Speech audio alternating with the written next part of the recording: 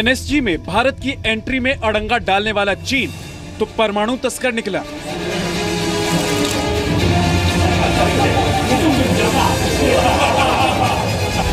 जिस चीन ने न्यूक्लियर सप्लायर ग्रुप एनएसजी के नियमों का हवाला देते हुए भारत के एंट्री पर रोक लगा दी, उस चीन ने पाकिस्तान के लिए सारे नियम क्यों तोड़ दिए? आतंक की जन्नत पाकिस्तान को परमाणु की तस्करी कर रहा है चीन।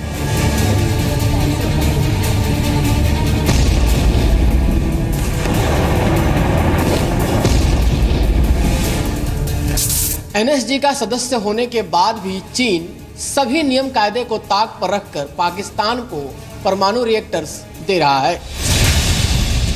चीन का भारत विरोधी नापाक चरित्र बेनकाब।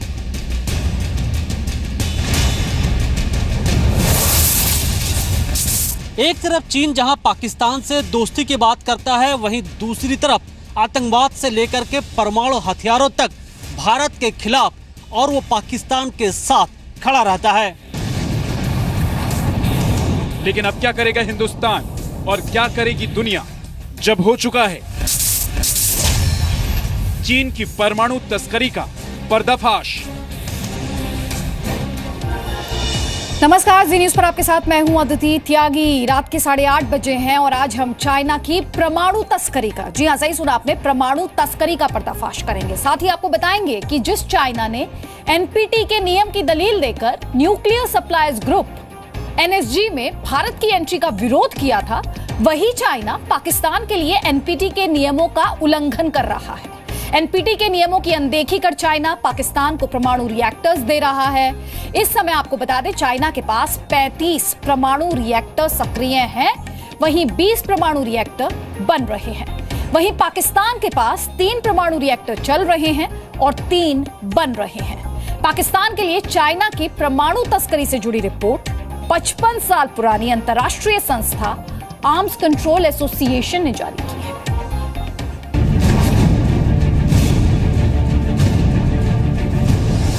आपने शी जिनपिंग और नवाज शरीफ का याराना देखा। आपने आतंकवाद पर चीन को पाकिस्तान के साथ देखा।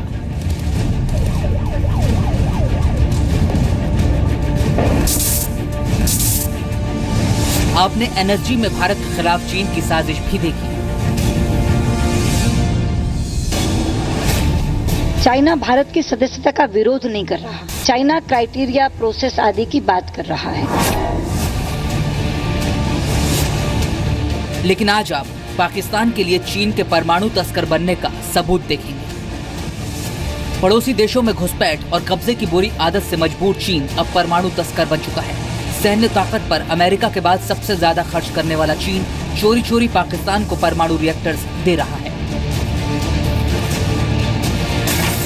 परमाणु अप्रसार की अंतर्राष्ट्रीय संस्था आर्म्स कंट्रोल एसोसिएशन की रिपोर्ट के मुताबिक साल 2004 में एनएसजी का सदस्य बनने के बाद से लेकर अब तक चीन पाकिस्तान को 6 परमाणु रिएक्टर्स दे चुका है। रिपोर्ट के मुताबिक पाकिस्तान को परमाणु रिएक्टर देकर चीन ने एनपीटी का उल्लंघन किया है।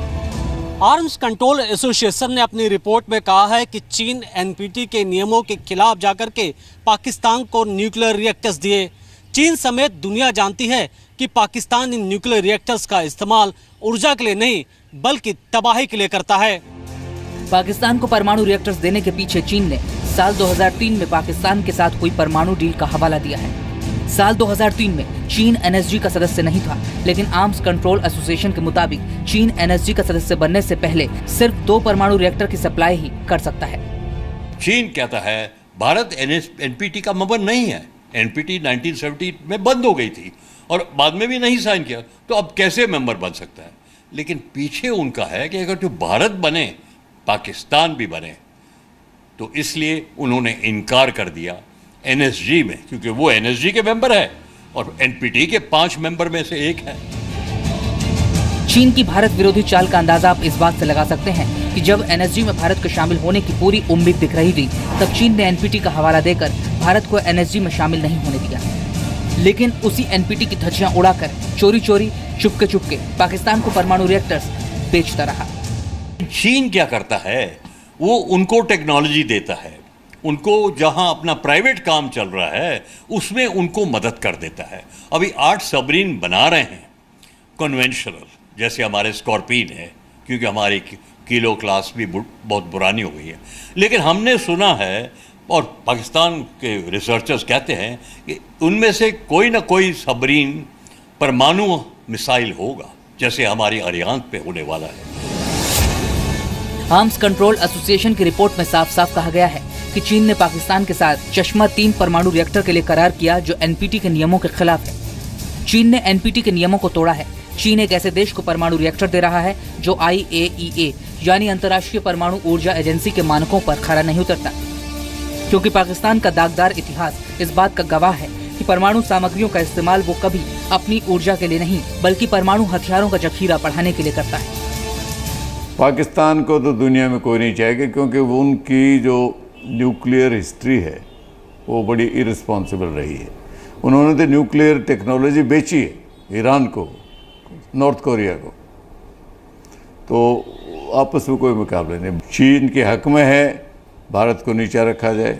भारत को नीचा रखने के लिए वो पाकिस्तान का इस्तेमाल करेंगे, क्योंकि पाकिस्तान ही वो समझते हैं एक ऐसा देश है जो नज़दीक है जो भारत के खिलाफ खड़ा हो सकता है। रिपोर्ट में चीन को साल 2000 में किए गए उसके वादे की याद दिलाई गई है, जिसमें उसने कहा था कि चीन किसी भी देश को बैलिस्टिक मिसाइल बनाने के लिए परमाणु सामग्री नहीं देगा। पाकिस्तान को परमाणु रिएक्टर्स देना मतलब परमाणु तस्करी करना है और दुनिया को तबाही के गर्त में धकेलना है। क्या अंतर्राष्ट्रीय समुदाय चीन की इस खतरनाक साजिश पर कोई कार्रवाई करेगा? मनीष शुक्ला के साथ ब्यूरो रिपोर्ट, जी मीडिया। आपको यहाँ बता दें कि परमाणु हथियारों पर रोक लगाने के लिए साल 1970 में न्यूक्लियर नॉन प्रोलिफरेशन ट्रीटी यानी एनपीटी बनाई गई। एनपीटी यानी परमाणु अप्रसार संधि हिंदी में अगर कहें तो। भारत ने एनपीटी पर अब तक हस्ताक्षर नहीं किए हैं। बावजूद इसके भारत चाइना और पाकिस्तान की तरह परमाणु तस्करी नहीं करता।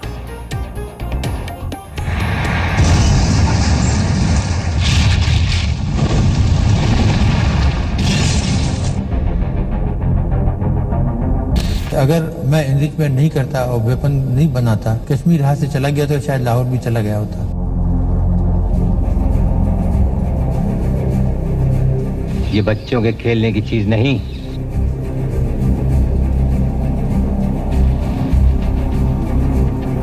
ये एटम बम है। पाकिस्तान में थोक के भाव उत्पादन हो रहा है। यह है पाकिस्तान के परमाणु कार्यक्रम के जनक कहे जाने वाले वैज्ञानिक डॉक्टर अब्दुल कदीर खान, जिनको लगता है कि वो भारत की राजधानी दिल्ली को 5 मिनट में परमाणु बम से उड़ा सकते हैं। रावलपिंडी के पास कहूटा से भारत की राजधानी दिल्ली को 5 मिनट में निशाने पर लिया जा सकता है। पाकिस्तान 1984 में ही न्यूक्लियर टेस्ट कर सकता था, लेकिन तत्कालीन राष्ट्रपति जनरल जियाउल हक ने इजाजत नहीं दी। सरकार की मंजूरी नहीं मिलने की वजह से परमाणु परीक्षण को टालना पड़ा था। अब्दुल कदीर खान खुद को महान वैज्ञानिक साबित करने की कोशिश में लगे रहते हैं, लेकिन सच यह है कि जब 18 मई 1974 को भारत ने पहली बार परमाणु बम का परीक्षण किया, तब अब्दुल कदीर खान नेदरलैंड्स के एक परमाणु लैब से परमाणु बम बनाने के नुस्खे चुरा रहे थे।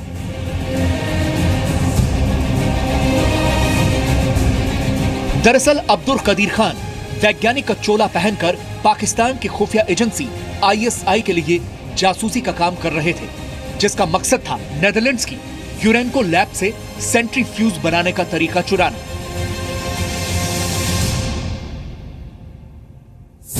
उन्नीस 1975 में क्रिसमस के दिन येलो फीवर का बहाना बनाकर अब्दुल कदीर खान पाकिस्तान भाग आए, लेकिन तब तक उनके हाथ वो तकनीक लग चुकी थी जिसने पाकिस्तान को परमाणु बम का थोक उत्पादन करने वाला देश बना दिया। आज तक पाकिस्तान में कोई ऐसा शख्स नहीं है जिसको ये शक हो कि ये काम मैंने नहीं किया, वो फॉरेनर्स हों या लोकल हों। और सबको पता है, हुकूमत को भी पता है कि अगर मैं एनरिचमेंट नहीं करता और वेपन नहीं बनाता तो ये कोई भी क़यामत तक भी नहीं बना सकते थे। अभी तक ये वही बैलगाड़ी चला रहे होते, कश्मीर हाथ से चला गया तो शायद लाहौर भी चला गया होता। वैसे चोर की एक आदत होती है कि वो चोरी का माल बहुत दिनों तक अपने पास नहीं रख पाता। अब्दुल कदीर खान को भी ये आदत लग चुकी थी। पाकिस्तान को एटम बम की लत लगाने वाले अब्दुल कदीर खान ने परमाणु बमों के स्मगलिंग भी शुरू कर दी। अब्दुल कदीर खान और उनके नेटवर्क ने लीबिया, नॉर्थ कोरिया और ईरान जैसे देशों को भी परमाणु बम बनाने की तकनीक चोरी छुपे बेच डाली। The investigation has established that many of the reported activities did occur and that these were inevitably initiated at my behest. In my interviews with the concerned government officials, I was confronted with the evidence and the findings, and I have voluntarily admitted that much of it is true and accurate. इतना ही नहीं, al Qaeda और Islamic state जैसे आतंकी संगठन भी कदीर खान के जरिए परमाणु बम बनाने की तकनीक हासिल करने की कोशिश करते रहे हैं। यानी आप अब्दुल कदीर खान को परमाणु बम की चोर बाजारी करने वाला सबसे बड़ा वैज्ञानिक भी कह सकते हैं। अनफॉर्चुनेटली ये ऐसी एक स्टोरी है कि एक आदमी, एक शख्स है जो पाकिस्तान का हीरो, मेरा भी हीरो था, ठीक है, लेकिन उसके बाद जो किया उन्होंने पाकिस्तान को बहुत नुकसान पहुंचाया। अब वो टीवी पे 1000 किताब लिखकर मुझे ब्लेम कर रहे हैं, ये छोड़े, अभी इसके ऊपर क्या बात करे आदमी, बहुत नुकसान पहुंचाया इन्होंने, यही मैं कह सकता हूँ। और सबसे ज़्यादा एम्बैरेसिंग मोमेंट अगर मेरे पास था वो यही था कि मैं कह रहा हूँ कि हमारी कोई नहीं प्रोलिफरेशन, हमने कंट्रोल में किया हुआ है ये वो, और सामने अगर आदमी कोई तस्वीरें दे दे और सिग्नेचर्स वाले की ये देखो क्या हो रहा है, तो आदमी को, मैं तो 2-3 मिनट तो मैं उन तस्वीरों को देख रहा था। असल में मैं सोच रहा था, मुझे थोड़ा बहुत पसीना भी आ रहा था कि मैं इसको अभी मैंने जवाब क्या देना है, मैं ये सोच रहा था, ऐसी तस्वीरों को देख रहा था। क्या करे आदमी, सारा प्रूफ उसने सामने रख दिया। अब्दुल कदीर खान का दावा है कि पाकिस्तान रावलपिंडी के कहूटा से परमाणु मिसाइल छोड़कर महज 5 मिनट में दिल्ली को निशाना बना सकता है। ये सही है कि पाकिस्तान ऐसा कर सकता है। परमाणु बमों के साथ साथ जिम्मेदारी का एहसास आना भी जरूरी है, लेकिन पाकिस्तान का जिम्मेदारियों से कोई जमीनी रिश्ता नहीं रहा है। जहां तक उनकी 5 मिनट का वक्तव्य है, उनको ये भी सोचना चाहिए कि उस 5 मिनट के बाद हिंदुस्तान क्या कर सकता है। शायद उन्होंने इसके बारे में नहीं सोचा है, और वो क्योंकि वो न्यूक्लियर साइंटिस्ट हैं, उनको भी इस बात का पूरा इल्म होगा कि 5 मिनट के बाद हिंदुस्तान जो करेगा, उसके बाद पता नहीं कौन कौन लोग होंगे इस स्टेटमेंट का जो उन्होंने कहा है, इतनी इररिस्पॉन्सिबल स्टेटमेंट का असर देखने के लिए। और भूले नहीं, जिम्मेदारी का एहसास पाकिस्तान के साथ साथ चाइना को होना भी जरूरी है, क्योंकि चाइना परमाणु तस्करी कर रहा है।